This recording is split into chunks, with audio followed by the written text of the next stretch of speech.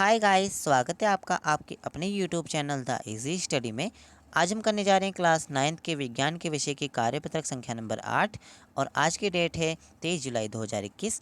आज हम एक बेहद ही आसान टॉपिक पर डिस्कस करने वाले हैं जो कि है हमारा गति। गति क्या होती है, गति कितने प्रकार की होती है, गति में हमें क्या क्या चीज़ें देखनी होती है, किस किस तरीके के गति होती हैं। ओके, तो ये सारी चीज़ें हम इस वर्कशीट में पढ़ने वाले हैं। चलिए शुरू करते हैं आज की वर्कशीट को। बट अगर आपने चैनल सब्सक्राइब नहीं किया है तो चैनल सब्सक्राइब कर लीजिएगा ताकि आपको आपके असेसमेंट की वर्कशीट के वीडियो और ये डेली वर्कशीट की वीडियो के नोटिफिकेशन मिलते रहें, जिससे आपको ढूंढने की ज़रूरत ना पड़े। ओके बच्चों, तो शुरू करते हैं आज की वर्कशीट को। रीमा और सीमा रेल से अपने गाँव जा रहे थे। कौन? दो लड़कियाँ हैं, रीमा और सीमा। वो कहाँ जा रही थी? अपने गाँव जा रही थी रेल से।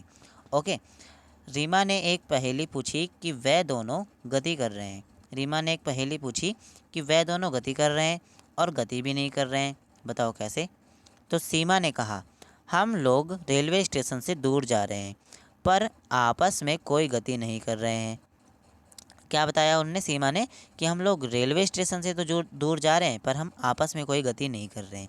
यानी कि वो तो बैठे हैं लेकिन वो अपने आप किसी चीज़ की सहायता से अपने आप गति कर रहे हैं। ओके, यानी कि वो गतिवान नहीं है, वो उनकी रेल गतिवान है। ओके, देखिए गति क्या होता है। यदि कोई वस्तु जैसे कि हमारी रेल, यहाँ पर आपको इजी एग्जांपल दिए हैं जिससे आप एकदम सही से इस कॉन्सेप्ट को, इस चीज़ को, इस टॉपिक पर समझ पाओ। ओके, जैसा कि कोई वस्तु जैसे कि हमारी रेल किसी स्थायी बिंदु जैसे कि हमारा रेलवे स्टेशन के सापेक्ष अपनी स्थिति बदलती है तो हम कहते हैं कि वह वस्तु गति में है। वह वस्तु क्या है? गति में है, क्योंकि वो रेलवे स्टेशन से अपनी सापेक्ष स्थिति को बदलती है, यानी कि वो वस्तु गति में है। अब हमें पढ़ने हैं गति के प्रकार। गति के प्रकार को पढ़ने के बाद हम इसके कुछ एग्जाम्पल्स देखेंगे। ओके, देखिए सबसे पहले गति का प्रकार में सबसे पहले नंबर पर है सरल रेखीय गति। सरल रेखीय गति का मतलब होता है जो सिर्फ और सिर्फ सीधी गति करता है। जो भी वस्तु या फिर कोई भी व्यक्ति एक सीधी गति करता है वो क्या होता है? एक सरल रेखीय गति होती है। ओके, जैसे कि ये इंसान यहाँ पर चल रहा है रोड पर, तो ये एकदम सीधी गति कर रहा है। ये मुड़ेगा तो किसी भी मोड़ पर आके मुड़ेगा, पर ये क्या करेगा? सीधी तो गति करेगा। ओके, ठीक है। इसके बाद हमें दे रखा है गति का दूसरा प्रकार जो है वृतुल गति। वृतुल गति का मतलब होता है जब भी कोई किसी भी एक बिंदु से जब कोई भी वित्तीय पथ पर यानी कि गोल गोल गति करता है तो उसे हम वृतुल गति कहते हैं। ओके, इसके बाद है आवर्त गति। आवर्त गति का मतलब किसी भी जगह से आना और उस तरफ दोबारा जाना क्या होता है? आवर्त गति। इसको हम एक तरीके से दोलन गति भी कह सकते हैं। दोलन गति का मतलब इस तरीके से इधर आ रहा है फिर वापस इधर जा रहा है, ठीक है, इधर इधर इधर इधर, इस तरीके से झूलने, जैसे कि यहाँ एक लड़की झूल रही है और यहाँ पर जो घड़ी में जो अलार्म लगा होता है वो, तो ये क्या हो जाते हैं? हमारे आवर्त गति हो जाते हैं। इसके बाद यहाँ पर हमें दे रखा है सीधी रेखा में गति या सरल रेखीय गति, जैसे कि सड़क पर चलते वाहन। सड़क पर चलते वाहन सीधी गति करते हैं। ओके, फिर है वित्तीय पथ पे गति या वृतुल गति, जैसे कि एक विशाल पहिए वाला झूला। और इस तरीके से पृथ्वी भी हो सकती है। पृथ्वी क्या करती है? एक किसी बिंदु पर क्या करती है? गति करती है। ओके, हिलती तो नहीं है ना, गति करती है उसी बिंदु पर।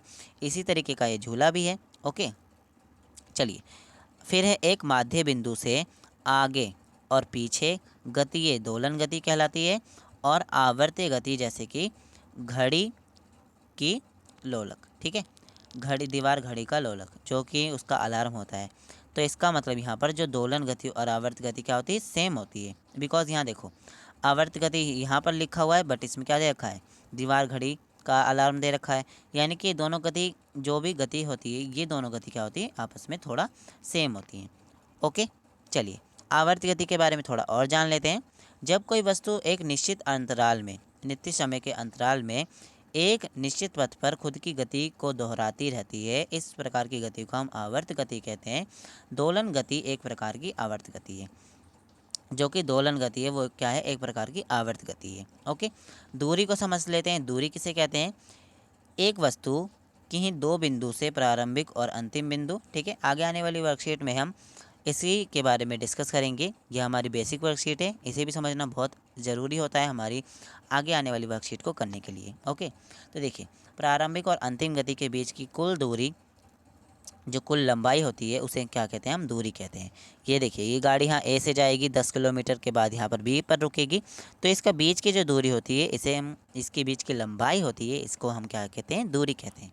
जैसे कि यहाँ आपको ए और बी वाली बिंदु में दे रखा है, बीच के रास्ते में आपको 10 किलोमीटर दे रखा है और ए और बी तक पहुँचने के लिए 10 किलोमीटर की दूरी तय करेगी। अब हमें स्वयं को जाँचें पर दिए गए हैं हमें टोटल 4 प्रश्न, जो कि चारों के चारों बहुत ईजी प्रश्न हैं। चलिए इसके आंसर्स देख लेते हैं। शुरुआत करते हैं आज के क्वेश्चन नंबर 1 से। 3 प्रकार की गति के नाम लिखने हैं आपको, प्रत्येक के 2-2 उदाहरण भी देने हैं। तो देखिए, पहला है रेखीय, यानी कि सरल रेखीय गति, जो कि है सड़क पर चलना और सड़क पर चलते वाहन। इसके बाद है आवर्त गति, झूला झूलना और गाड़ी पर लटका अलार्म, घड़ी पर लटका अलार्म। ठीक है, यहाँ टाइपिंग में मिस्टेक हो गई है बच्चों, तो घड़ी पर लटका अलार्म और झूला झूलना क्या होगा, आवर्त गति होगा। वृतुल गति, एक बड़े पहिया वाला झूला और क्या नाम है, पृथ्वी का घूमना, वृतुल गति कहलाएगा। तो ये 3 गति के नाम हो गए, इनके 2-2 उदाहरण हम ले लिए। सेकंड क्वेश्चन है कि किसी वस्तु द्वारा तय की गई दूरी किस अवस्था में शून्य होती है। ओके, तो कैसे शून्य होती है, जब मान लीजिए कि एक वस्तु ए बिंदु से चलकर बी पर पहुंचती है, पुनः ए बिंदु पर लौट जाती है, तो अंत इसके बीच की कुल दूरी को तय करने के बाद भी इसकी विस्थापना शून्य होगी। कोई भी ए से जब बी तक जाएगी और वापस जब रिपीट करके दोबारा बी पर आ जाएगी, तो उसके बीच की दूरी तो नहीं हम काउंट करेंगे ना, क्योंकि वो वापस वहीं आ गई अपने अपने स्थान पर। तो यहाँ इस अवस्था में क्या होती है, इसकी जो अवस्था होती है वो शून्य होती है। ओके, चलिए फिर है कि यदि आप अपने घर और स्कूल के बीच की दूरी 2 किलोमीटर है, आपका घर है और आपका स्कूल है, उसके बीच की दूरी 2 किलोमीटर है, तो आप रोज़ स्कूल जाते हो, तो वहाँ पर आपको 5 दिन में कितनी दूरी तय करोगे, ये आपको बताना है। तो देखिए, इसे आप कैसे करोगे, रोजाना चली गई दूरी है 2 किलोमीटर, 5 दिन में तय की गई दूरी कैसे हो जाएगी, 2 को आप गुणा कर दोगे 5 से, यानी कि हो जाएगा 10 किलोमीटर। अतः हम 5 दिन में कुल 10 किलोमीटर की दूरी तय करेंगे। इस तरीके के आप जब छोटे छोटे क्वेश्चन करने लग जाओगे, तो आप बड़े बड़े क्वेश्चन, यानी कि जो आने वाली वर्कशीट में होंगे ना, वो आप इजीली कर पाओगे। फिर था चौथा क्वेश्चन कि पृथ्वी लगातार घूम रही है और गति कर रही है, तो क्या इसका अर्थ ये हुआ कि पृथ्वी के जो पेड़ हैं वो भी गति कर रहे हैं, क्यों नहीं, तो इसका आप आंसर लिख दोगे। ठीक है, इसका आप आंसर लिख दोगे हाँ। क्यों, क्योंकि जब भी मैंने आपको बताया था ना, जो रेल होती है, अब रेल में कोई भी यात्री बैठा है, तो वो यात्री थोड़ी ना गति कर रहा है, वो रेल गति कर रही है ना, वो रेल गति कर रही है, वो स्टेशन से क्या नाम है अपने स्थान को छोड़ रही है और गति कर रही है। इसी तरीके से क्या होती है, हमारी पृथ्वी भी होती है। पृथ्वी के पेड़ तो गति नहीं कर रहे पृथ्वी पर, जैसे कि आप तो अभी बैठे हो, आप अपनी वर्कशीट कर रहे हो, तो आप थोड़ी ना गति कर रहे हो, तो यहाँ पर आप लिख दोगे नहीं। ठीक है, यानी कि क्यों नहीं। ओके, तो यहाँ पर आप लिख दोगे नहीं। ओके बच्चों, यहाँ पर आप हाँ नहीं लिखोगे, यहाँ पर आप नहीं लिखोगे। आई मेक श्योर कि आपको ये पूरी वर्कशीट समझ में आ गई होगी। और आज के लिए इतना ही, मिलते हैं अगली वर्कशीट में, तब तक के लिए tata bye bye, may God bless you.